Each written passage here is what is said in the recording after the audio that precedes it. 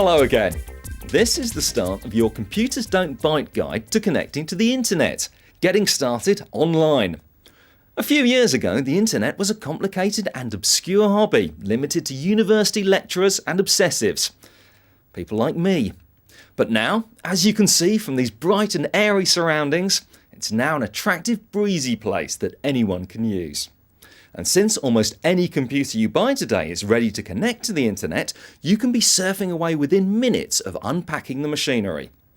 Well, that's the theory at least. Now it's over to Sue with the Plummer family to prove it really is that simple. Now that we've got your computer set up, it's time to get online and enter the weird and wacky world of the World Wide Web.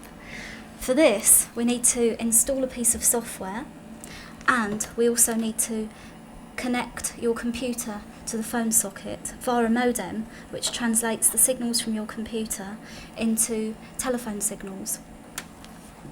Hi, sorry to butt in again, but just one thing before we really get started. You can think of the internet as a kind of telephone network for computers, but your computer is going to connect to the normal phone system. You'll need to pay an internet service provider to connect you to the internet when you want to use it. There's now a large number of internet service providers, or ISPs, in Britain, and I'll be back to talk more about them later on. The Plumbers have actually chosen one of the bigger ones, BT Internet. Okay, Anna, can you do the honours with the CD Rom drive?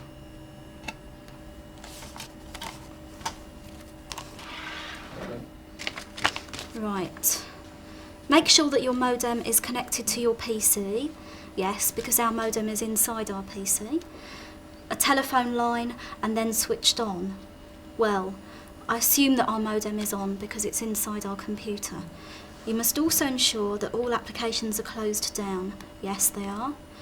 Welcome to the BT Internet tutorial. First time users? First time users, let's try that. Let's go for that.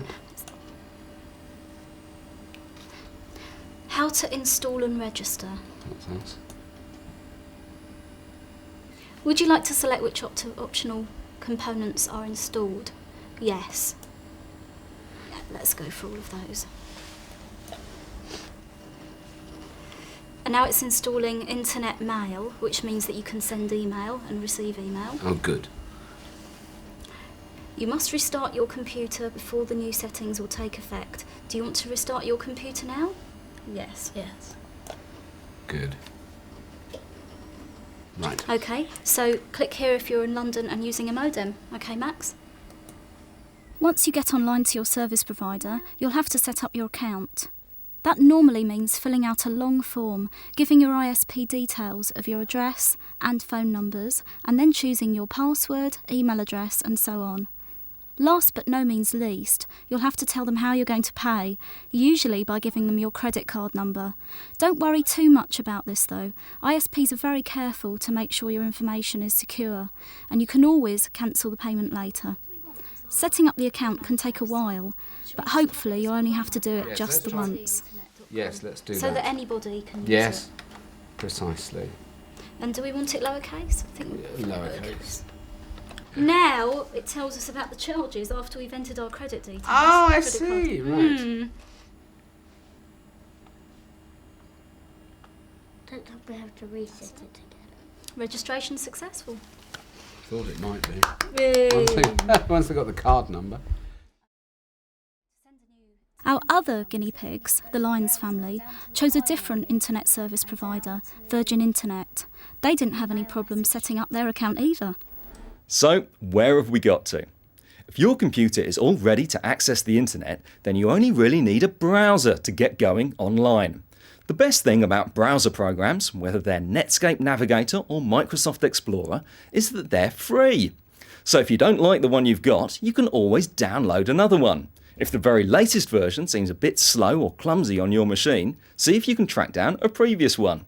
The catch is, you usually need some sort of browser to start off with. But if you didn't get one with your computer, they often give them away on the CDs on the front of computer magazines, or with the software that you get when you join an ISP. Your ISP, or Internet Service Provider, is like the net equivalent of the phone company.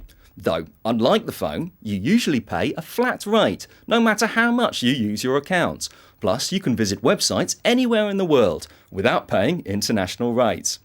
It's a fast-moving, competitive industry, so shop around. Find out how much they cost, if you've got a high-speed 56k modem, whether they're compatible with it, and, most importantly of all, whether they offer a free trial period. The basic charge for using the net is usually around £10 per month. But remember that all the time you're online, the biggest hidden cost will be your phone bill, so also check that your service provider has a local phone number that you can dial cheaply. Online services that provide some of their own information and entertainment, like CompuServe, America Online, or the Microsoft Network, do have their fans. For instance, they often let parents exercise strict controls on what the family can access, but they can be at a disadvantage for accessing the rest of the net. But, I hear you asking, how does it all work? Browsers work by downloading web pages from the internet. They're called web pages because they're all joined together by what are called links, and these usually appear as different coloured words or sentences, marked with an underline. If you can't see anything underlined on your screen, try clicking on the pictures. Most browsers will give you a clue as to where you'll end up if you follow a link by displaying the address that it goes to down at the bottom left-hand corner of the window. And finally, the best time for surfing is actually in the morning, before lunchtime, because of the time difference with the United States, where most of the net's users live. By midday, the East Coast is waking up. By 6 or 7 p.m, the West Coast has joined them, and American sites in particular can be noticeably slower. Well, we've now got online, and our Virgin account is up and running. We've set up our browser, which is Netscape, and we're on the internet. I'm just going to run through this browser so you can see how it works, what it is. Just here, where I've highlighted, that's the internet address of the site that we're looking at. And how you pronounce it is www.bbc.co.uk/the_net/e2/history.html. Is that all? That's all. But most What does internet the address. HTML stand for? HTML is the language that internet pages are written in. Most of them are written in. So say we wanted to go to binocular vision. So here we are in binocular vision, and we think, oh right, well we want to go back to the page we were just looking at. Rather than us remembering the web address of that page, which might be very difficult, we could click on the back button of the browser, so it'd take us straight back, and here we are. Hopefully. If we go back, here we go, history of 3D photography, we're back where we were. So that's the back button, and you've got a stop button here. If I started to download the Net Showcase proposal, and I thought halfway through, oh no, I can't be bothered to wait for that, I want to do something else, you can press stop and it stops it downloading. And then you can go back to the site you were at and explore that again. Another feature on a browser is a list of bookmarks or favourite websites that you visited in the past. So, I think, I wonder what's at the net. So here comes the net website of the TV series that was on at the beginning of this year. And I think, hey, what a brilliant site that is. I must have a record of that, but I don't really want to type that really long web address or URL in. You can go to your bookmarks option and you can press add bookmark. And then if you go back to bookmarks again, right at the end, the net. So you can always get back to that. Well, that's really all there is to know about a browser. It really is as easy as that. We're now online and we're ready to go. Great. That easy? Well, actually, I never told you about junk email, real audio, downloading shockwave plugins, spending long, hard nights up until 4 in the morning. Sue, no, don't tell them that. You'll scare them off. Just when we were doing so well. It's true that there are still some painful things on the internet, but we'll be showing you how to deal with them in later programmes. But you just want to surf away, really, don't you? So back to the Plumbers for Sue's quick introductory tour of the web, the multimedia part of the internet. And even though she designs websites herself, I'm sure she'll be totally impartial. Well, we're just connecting to the internet for the very first time, and I'm going to show you a few cool sites. Let's choose. The biggest bookstore on the whole internet, and the first bookstore is Amazon.com. Is this a real book store? This is a bookstore that only exists on the internet. But you can buy books on it? You can buy books over the internet. Yeah. You never know, do you? But it's not just a bookshop. But they're real books. You can put in keywords into its huge database of books and find out all the books that have that in the title, or all of the books that have that in the description about the book, or all the books written by a certain author. Right. Yeah. Now I can imagine. Let's see what else. Right. Let's try another website. Lonely Planet is a very good one.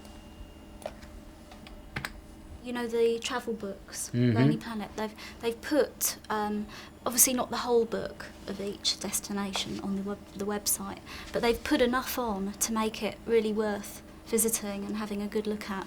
Right, Brazil. Let's go to Rio. Brazil, let's go to Brazil. Brazil? Yeah. If we keep going, we can knock at your mother's door alone.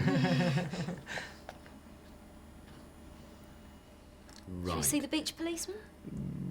Or should we see something else? All right. The beach, yeah? Let's Or see how the about beach. hanging out on the beach? That sounds a bit more exciting. We know a bit about that. Yeah, let's do it.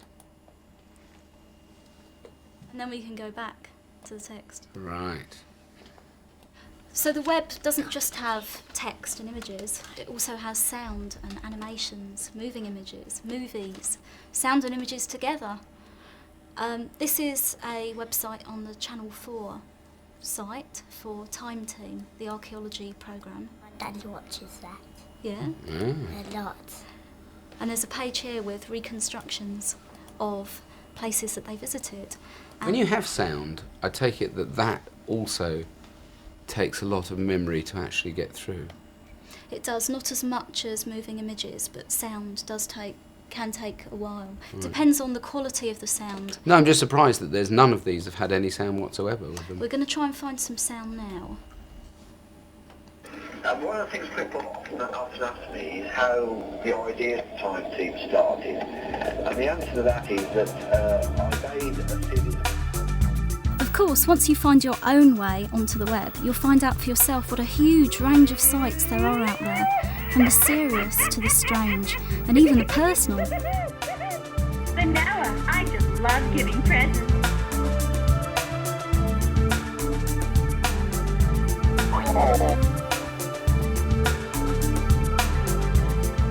Well, we're now in E2 3D, which is my very own site, which is full of 3D pictures. It is that. And for Well, they these, don't you need look these. like- So, it's time to put them on. Wow.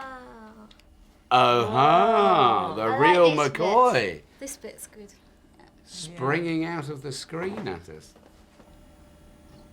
Those are very good. Wow. Oh, yeah.